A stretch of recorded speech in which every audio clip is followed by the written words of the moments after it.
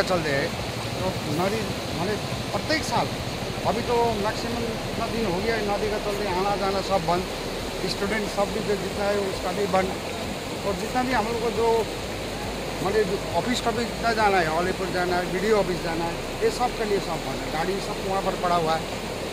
Student लोग भी पड़ा हुआ है जी, स्कूल जाने वाला स्टूडेंट लोग, स्कूल सब बच्चे सब रिटर्न यातायात बंद सब यात्रा बंद। कब से आप लोग वेट कर रहे हैं यहाँ हम लोग तो ये सुबह से मैक्सिमम 7 बजे से हम बैठा हुआ है, पर? 3 घंटा हो गया, ज़्यादा ही हो गया।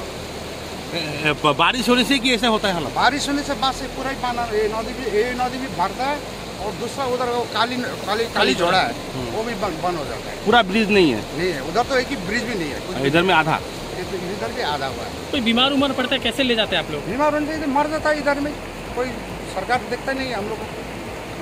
हर साल बारिश में ऐसे ही होता है? हाँ, इधर जाने से पाना नदी, उधर जाने से बारसा नदी।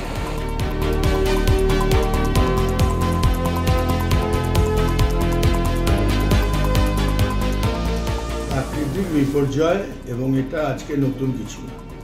প্রতি বছর বর্ষার সময় ওই এলাকায় আমাদের পার্শ্ববর্তী রাষ্ট্রে প্রচুর বৃষ্টিপাত হয়, অর্থাৎ পাহাড়ে যদি বৃষ্টি হয় তারপরে এই ধরনের হরপাবাদ বানও আসে, এবং হরপাবাদ ছাড়াও ওই এলাকার মানুষ জলবন্দী থাকে। এটা প্রতি বছর হচ্ছে, এবং এটার সমাধানের কল্পে মূল যেটা দরকার সেটা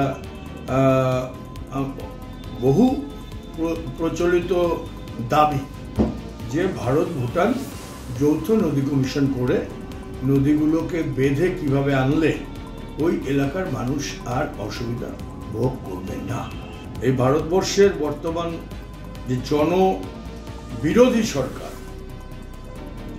তাদের মন্ত্রী ব্যর্থহীন ভাষায় বলে দিয়েছেন যে ভারত ভুটান যৌথ নদী কমিশনের কোনো সম্ভাবনাই নেই। অর্থাৎ এরা তো মানুষের স্বার্থে কিছু করতে হবে এই ভাবনাই এদের।